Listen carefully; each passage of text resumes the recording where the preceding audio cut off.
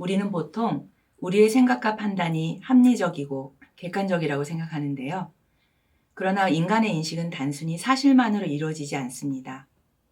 다양한 경험이 의식 아래에서 작동하면서 해석과 판단을 이끌고 세계관을 만들어 갑니다. 인간은 사실을 보는 동시에 무의식에 의해 해석하는 존재이며 본능과 욕망, 불안과 경험이 뒤섞인 상태에서 세계를 이해합니다. 오늘 강의에서는 이러한 관점을 바탕으로 무의식과 인식 본능이 어떻게 결합하여 우리의 판단과 세계관을 형성하는지, 그리고 그 구조를 이해하는 일이 왜 중요한지 함께 탐색해 보겠습니다. 여러분 안녕하세요. 100일 고전지의 융합 통찰력 향상을 위한 응용 과정 팩트플리스 세 번째 강의를 진행할 유아교육학과 교수 성영실입니다. 오늘은 무의식이 형성한 세계관의 구조와 의미라는 주제로 팩트플리스와 프로이드의 꿈의 해석과의 비교를 통해 무의식과 인간 본능이 결합하여 우리의 세계관과 판단을 형성하는 과정과 그 의미를 살펴보도록 하겠습니다. 오늘의 학습 목표는 4가지입니다. 첫째, 인간의 무의식이 판단에 미치는 영향을 이해한다. 둘째, 꿈의 해석과 팩트플리스의 공통적 문제의식을 이해한다. 세 번째, 사실 및 데이터 기반 사고의 필요성을 인식한다. 그리고 마지막으로는 고전과 베스트셀러를 연결하는 융합통찰적 관점을 형성한다입니다. 학습 목표를 위해 오늘 여러분과 제가 함께 나눌 학습 내용은 다음과 같습니다. 첫 번째, 프로이드의 인간 존재에 대한 질문에 대해서 우리가 나눠보고요. 두 번째, 꿈의 해석과 인식의 왜곡에 대해서 살펴보겠습니다. 다음으로는 믿음과 무의식, 팩트의 만남과 통합에 대해서 살펴보고, 마지막으로 인간의 판단과 선택에 영향을 미치는 고전과 베스트셀러의 융합 통찰에 대해서 살펴보겠습니다. 먼저 여러분께 질문 하나 드리겠습니다. 우리는 왜 공포에 끌리는가? 프로이드는 불안한 꿈, 즉 악몽조차도 무의식적 소원의 성취라고 해석하며 억압된 욕망이 자아의 검열을 뚫고 나올 때 불안이 발생한다고 보았습니다. 반면 로슬링은 우리가 세상을 실제보다 훨씬 더 위험하고 나쁜 곳으로 인식하는 공포 본능에 지배당하고 있다고 지적합니다. 만약 우리가 무의식적으로 내면의 갈등을 투사할 대상을 필요로 한다면 우리가 세상이 좋아지고 있다는 데이터, 즉 팩트를 거부하고 비관적인 세계관을 유지함으로써 자신의 내면적 불안을 정당화하려는, 즉 소원을 성취하려는 무의식적 동기를 가지고 있는 것은 아닐까요? 여기에서 성찰 포인트를 좀 생각해 보면 프로이드적 관점은 불안은 내부의 위험 신호이자 리비도의 그 에너지의 변형이다라고 보았습니다. 그런데 로슬링적 관점은 공포는 비판적 사고를 마비시키고 세상을 오해하게 만든다고 했습니다. 여기에서 우리가 융합적인 질문을 한번 생각해 보면 우리가 팩트플리스라는 사실 충실성이라는 그 갖기 어려운 이유가 단순히 지식의 부족 때문이 아니라 세상은 위험한 곳이어야 한다는 심리적인 필요, 즉 우리의 무의식적 방어 기제 때문일 수도 있다는 가설에 대해 생각해 보게 됩니다. 즉 객관적인 수치보다 주관적인 인간의 두려움, 공포를 선호하는 인간의 심층 심리를 파고든다는 생각이 듭니다. 그렇다면 인간은 합리적인 존재일까요? 프로이드는 인간 이성의 근본적인 질문을 던집니다. 그리고 우리 인간은 스스로를 합리적인 존재라고 믿습니다. 그렇지만 프로이드의 분석은 정반대를 보여주는데요. 인간의 판단은 그 무의식에 크게 좌우된다는 것입니다. 꿈이라는 것이 그 무의식을 드러내는 통로가 되는데요. 인간의 억압된 두려움이나 욕망, 소망이 꿈에 나타나게 된다는 것입니다. 이러한 무의식은 낮에도 작동하고요. 그래서 우리 인간의 판단과 선택을 조용히 소리 없이 조종하게 된다고 합니다. 프로이드에게 중요한 것은 자각이라고 합니다. 팩트플리스도 같은 말을 하고 있죠. 그래서 프로이드가 말하는 꿈은 무의식적인 그 언어이자 억압된 감정의 표현이다. 그래서 우리 인간의 사고가 통제가 되면 좋지만 의식에 의해서 온전히 통제가 되지는 않는다고 보는 것입니다. 그래서 이 자각은 우리 인간의 심리적 치료와 자유의 출발이 된다고 보고 있습니다. 인간이 세상을 이해해온 오래된 방식과 현대적 방식을 함께 살펴보면 인간은 언제나 불안과 두려움 속에서 세계를 해석해왔다는 것입니다. 인간의 두려움은 인식의 출발점이 된다고 볼 수 있는데요. 성서는 그 두려움에 의미를 부여했고 프로이드는 그것을 무의식이라고 불렀습니다. 그리고 사실 충실성이라는 이 팩트플리스는 그 두려움이 어떻게 사고 오류로 이어지는지를 보여주고 그 인식의 오류를 교정해 줍니다. 이 세 가지 텍스트는 시대는 다르지만 동일한 질문을 우리에게 던지고 있습니다. 우리는 왜 세상을 이렇게 믿는가라는 질문입니다. 어쩌면 우리의 인식의 구조를 해체하는 시간이 될 수 있을 것 같은데요. 믿음, 그리고 무의식, 팩트, 이 세 관점의 만남이 어떻게 서로 얽혀 있는지 좀 살펴보면서 생각해보면 그 과정이 쉽지는 않지만 우리에게 매우 중요한 시간이 되리라 생각이 됩니다. 그렇다면 프로이드가 말하는 꿈의 해석과 인식의 왜곡을 좀 살펴보겠습니다. 프로이드는 꿈은 거짓이 아니라고 말하고 있습니다. 어쩌면 다른 방식의 진실이라고 보고 있고요. 그렇지만 무의식은 직접 말하지 않고 상징과 왜곡을 통해서 표현화됩니다. 문제는 우리가 이 왜곡을 사실로 착각한다는 점인데요. 감정은 해석 없이 판단을 만들고 그래서 우리는 스스로를 오해하기도 합니다. 그래서 프로이드는 해석의 중요성을 강조합니다. 페트플리스 역시 해석이 없는 숫자를 경계하죠. 그래서 자각이라는 것은 두 사상의 공통적인 핵심입니다. 그래서 프로이드는 무의식에 대한 직접적인 인식은 불가능하지만 상징을 이해하기 위해서 해석의 과정이 필요하다고 본 것입니다. 인간의 감정이라는 것이 논리보다는 강력하게, 훨씬 더 강력한 판단을 지배하기 때문에 왜곡을 인지하는 자각이 진정한 인간의 자유를 만든다고 보았습니다. 이제 성서, 꿈의 해석, 팩트플리스 이 세 관점을 나란히 놓고 생각해 보겠습니다. 성서는 인간의 두려움을 구원의 서사로 풀어냈고요. 프로이드는 두려움을 무의식의 결과로 보았습니다.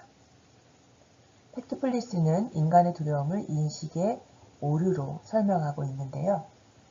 설명은 세 관점이 다르지만 출발점은 같습니다. 인간을 두려워하는 존재로 바라본다는 것입니다. 그렇지만 중요한 것은 이 두려움을 어떻게 다루는가입니다. 인간의 이 두려움을 회피할 것인가, 해석할 것인가, 교정할 것인가. 이러한 선택이 우리 인간의 세계관을 만들게 된다고 보고 있습니다. 그래서 우리는 이 두려움의 구조를 오늘 세 관점을 통해서 인식하고 자각해 볼 수 있게 됩니다. 이 세 관점에서 공통점은 모든 인간이 겪는 보편적인 조건으로서의 두려움이라는 것입니다. 차이점은 뭘까요? 두려움의 원인과 결과를 바라보는 해석의 방식의 차이라는 것입니다. 결국은 두려움에 대한 자각이 필요하고 긍정적인 방향으로의 전환이 우리의 목표가 될 수가 있습니다. 우리는 흔히 믿음, 무의식, 팩트 이 세 영역을 분리해서 생각합니다. 믿음은 종교고 무의식은 심리다. 팩트는 과학이다 라고 흔히들 말하고 있는데요. 하지만 인간의 어떤 판단에는 이 세 가지가 동시에 작동한다는 것입니다. 믿음은 삶의 방향을 정하고 무의식은 우리 인간 행동의 동력이 되는 힘을 줍니다. 팩트는 현실을 인식하는 기준을 제공하는데요. 그렇지만 믿음이나 무의식 팩트가 인간의 삶과 판단에 있어서 명확하게 분리되지 않는다는 것입니다. 그래서 인간의 판단은 이 세 가지의 통합이 필요하다고 볼 수가 있습니다. 모든 것이 이 세 층에서 형성된다는 것입니다. 그래서 성숙한 세계관을 위해서는 통합적인 관점, 융합 통찰이 필요하다고 볼 수 있겠습니다.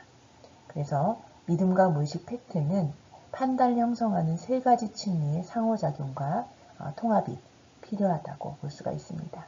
오늘 강의의 핵심은 바로 이 세 가지의 만남이라고 볼 수 있는데요. 팩트플리스는 이 통합의 실마리를 제공합니다. 그리고 거기에 고전은 그 깊이를 더하게 됩니다. 그렇다면 우리 인간은 왜 쉽게 확신하는가? 우리 인간은 확신을 좋아합니다. 왜냐하면 우리에게 확신이라는 것은 안정감, 편안함을 제공하기 때문입니다. 그리고 의심은 우리에게 불편함을 가져오기 때문이죠. 그렇지만 확신은 종종 근거 없이 만들어지기도 하는데요. 무의식은 이러한 익숙한 해석을 반복하게 합니다.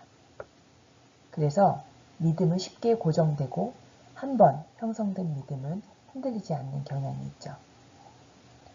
팩트플리스는 이 확신을 흔들기도 하는데요.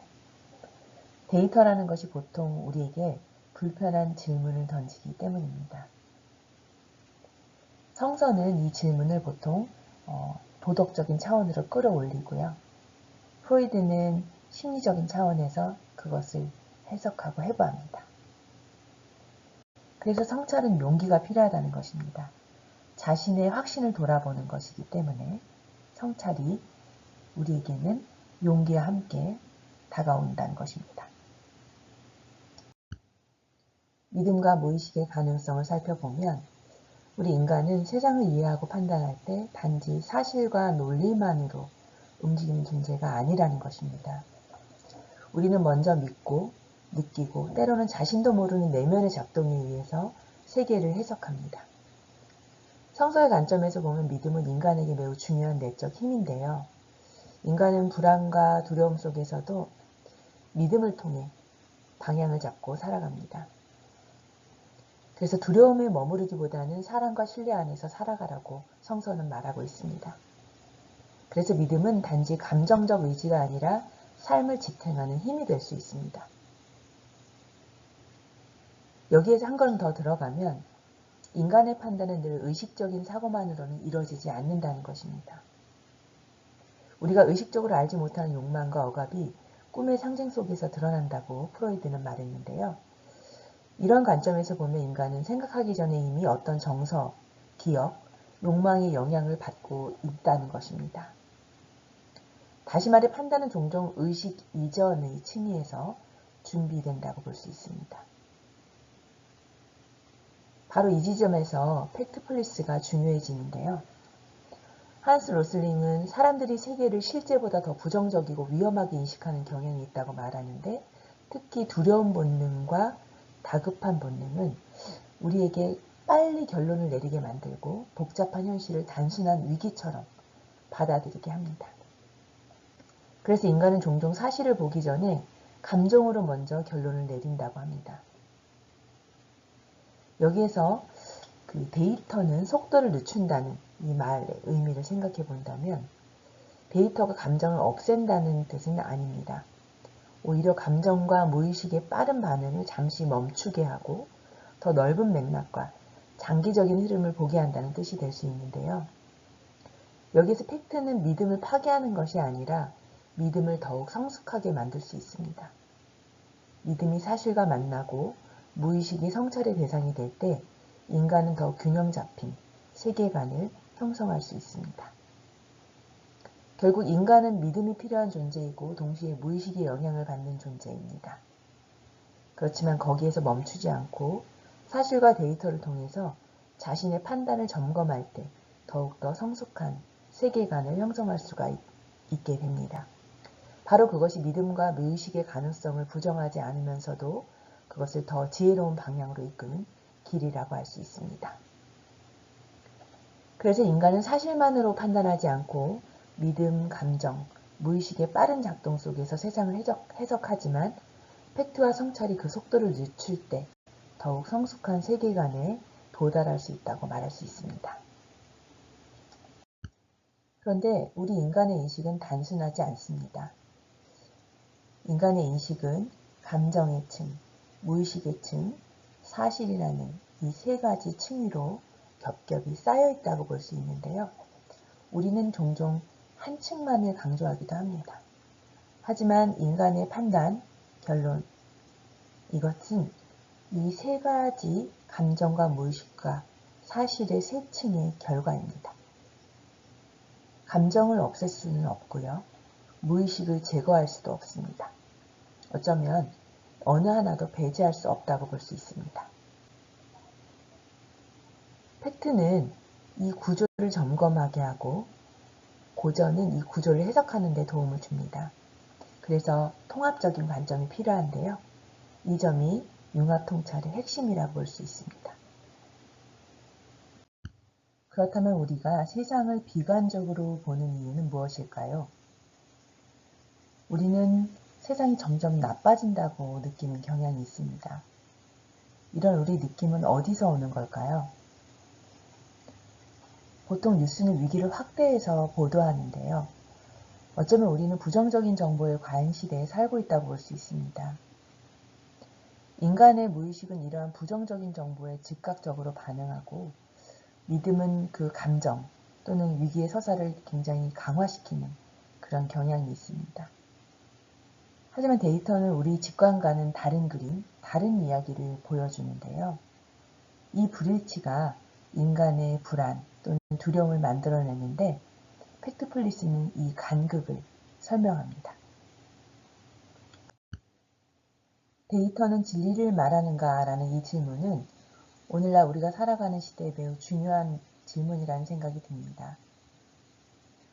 우리는 수많은 숫자와 통계, 그래프와 지표 속에서 살아가는데요. 종종 데이터는 그 자체로 진실이라고 우리가 생각하는 경향이 있습니다. 하지만 우리에게 조금 더 신중한 태도가 필요한데요. 데이터는 그 자체로 사실에 불과하기 때문입니다. 이 말은 우리가 오해할 수 있는데 데이터가 중요하지 않다는 뜻은 아닙니다. 오히려 데이터는 현실의 한 부분을 보여주는 매우 중요한 자료라고 볼 수 있는데요. 예를 들면 인구수, 출생률, 경제성장률, 시험 점수 같은 데이터는 실제 세계의 어떤 현상을 나타냅니다. 그러나 이 데이터 그 자체로 우리가 무엇을 판단하고 의미를 도출하지는 않습니다. 숫자는 존재하지만 그 숫자가 무엇을 의미하는지, 왜 그런 결과가 나왔는지, 그것이 우리에게 어떤 판단을 요구하는지 저절로 나타나지는 않습니다. 결국 해석은 인간의 몫이고요. 이것이 데이터의 중요성을 결정합니다. 같은 데이터를 보더라도 사람마다 전혀 다른 결론을 내릴 수가 있는데요.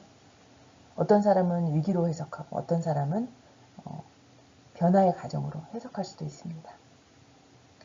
결국 데이터의 힘은 숫자 자체에만 있는 것이 아니라 그 숫자를 어떠한 관점에서 읽고 어떤 질문과 연결하면서 또 어떠한 맥락에 놓고 이해해야 하느냐에 달려 있습니다. 데이터는 출발점이지 최종 결론 그 자체는 아니라고 볼 수 있는 것입니다. 숫자 자체가 의미 있다기보다 우리가 던지는 질문이 그 의미를 만들어낸다고 볼 수 있습니다. 숫자 자체가 어떤 의미나 말을 하지 않는다는 의미로 볼 수 있는데요. 예를 들면 어떤 수치가 높다, 낮다는 그런 사실만으로는 충분하지 않습니다. 우리는 왜 그런가, 누구에게 영향을 미치는가, 이전과 비교할 때 어떤가, 또는 장기적으로는 어떤 변화인가라는 이런 질문들을 계속적으로 던져야 합니다. 좋은 질문이 있을 때 데이터는 단순한 숫자를 넘어서 의미 있는 통찰로 변화되기도 하는데요. 반대로 질문이 빈약하면 아무리 많은 데이터가 있어도 깊은 이해에 도달하기 어렵습니다. 또한 맥락 없는 데이터는 위험하다고도 볼 수 있는데요. 그래서 우리는 올바른 판단을 위한 지혜가 필요합니다. 이 부분은 매우 실천적인 메시지를 담고 있는데요. 데이터를 볼 때 맥락을 고려하지 않으면 오해가 생길 수 있습니다. 한 시점의 숫자만 보고 전체 흐름으로 판단한다거나 일부 수치만 보고 전체 현실로 우리가 판단하고 단정한다면 편향된 결론에 이르기가 쉽습니다.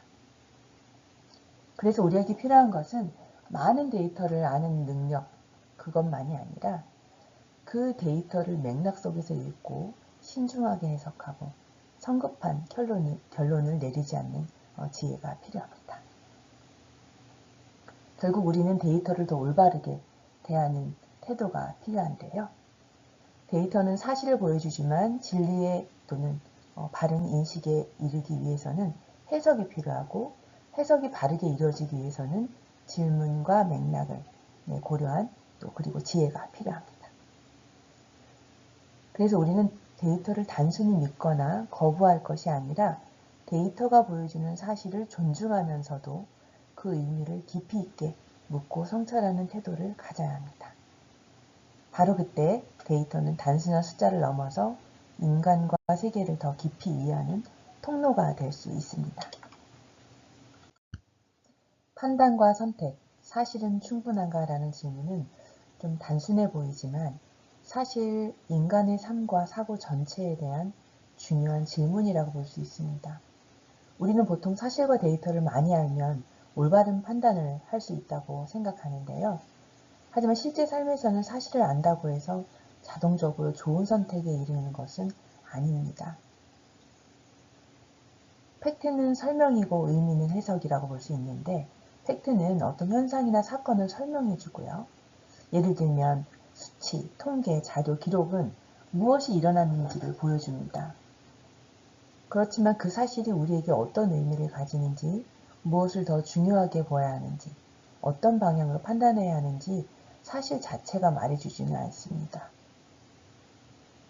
의미는 결국 인간이 해석하는 과정 속에서 형성되는데요. 팩트는 출발점이라고 볼 수 있고 그래서 의미는 인간의 사회 속에서 완성된다고 볼 수 있습니다. 최종적인 선택은 결국 우리 인간의 몫이라고 볼 수 있는데요. 아무리 많은 데이터를 검토하고 다양한 정보를 수집해도 마지막에 결정하고 선택하는 일은 결국 우리 인간이 해야 됩니다.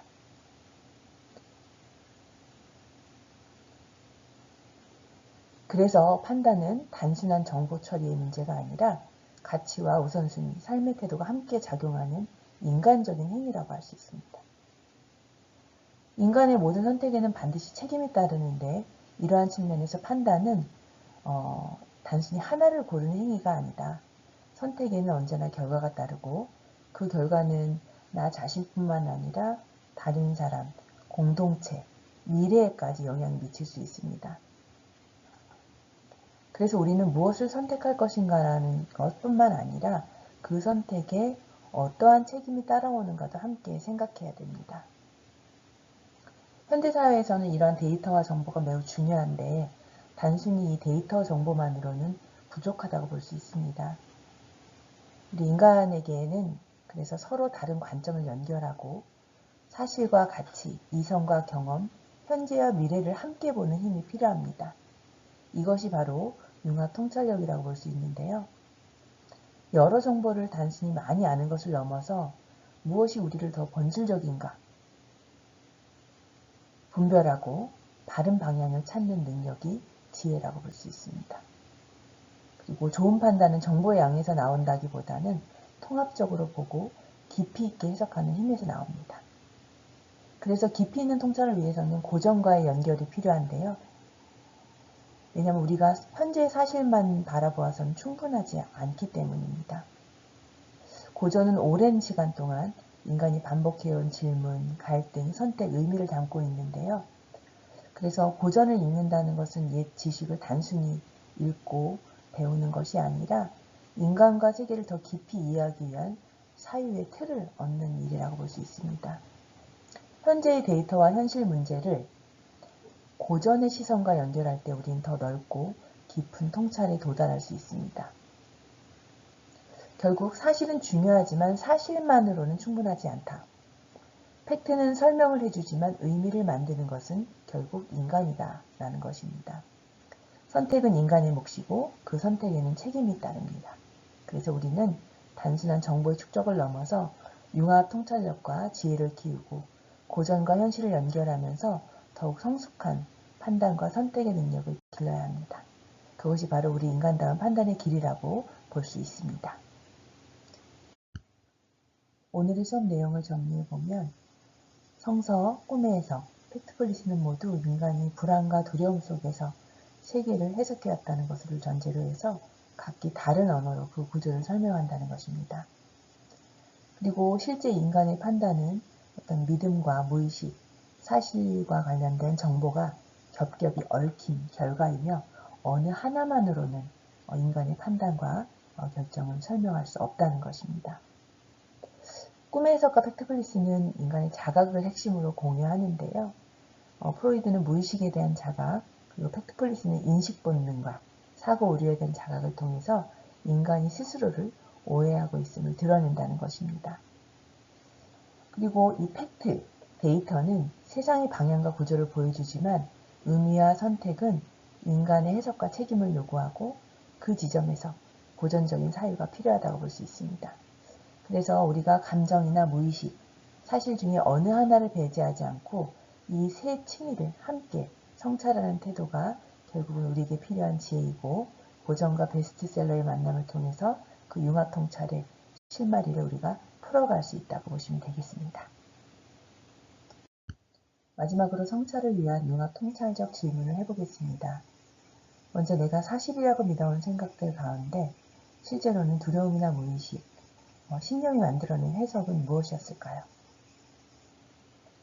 우리는 종종 불안할수록 확신을 붙잡고 익숙한 믿음을 사실처럼 받아들이고는 합니다. 이때 두 번째 질문, 내 판단은 어디에서 시작되는가? 그 판단의 근거는 무엇인가? 나는 어떤 감정에 가장 쉽게 흔들리는가를 되묻는 과정이 나타날 수 있습니다. 그리고 나는 사실 기반의 데이터를 사용해서 판단하는가? 라는 질문은 앞으로 여러분이 중요한 판단의 순간에 감정, 무의식, 팩트를 어떻게 점검하고 통합할 수 있을지에 대해 생각해 볼 수 있는 질문인 것 같습니다. 여러분마다 성찰을 통해서 다른 접근을 할 수 있을 텐데요. 우선 우리는 중요한 판단을 해야 할 때 감정이 반응하는 순간 한번 멈추고 무의식이 이끌고 가는 방향을 자각한 뒤 팩트를 검증하는 습관을 형성하는 접근 방법을 선택해 볼 수 있을 것 같습니다. 오늘 강의를 통해 여러분 스스로를 더 정교하게 바라보고 책임있게 선택하는 사고의 틀을 갖추고 현재 상황과 생각에 따라서 여러분만의 선택과 결론을 내릴 수 있기를 바랍니다. 여러분, 오늘 강의 어떠셨나요? 인간을 이해한다는 것은 내가 무엇을 보고 있는가만이 아니라 어떤 마음의 구조와 내면의 습관을 통해 세계를 해석하고 있는가를 묻는 일입니다. 그 질문이 가능할 때 스스로의 인식을 점검하고 더 넓은 이해로 나아가는 존재가 될 수 있습니다. 오늘 강의가 여러분에게 자신의 판단과 세계관의 형성 과정을 돌아보게 하고 사실과 무의식, 이성과 내면의 구조를 함께 성찰하는 계기가 되었기를 바랍니다. 감사합니다.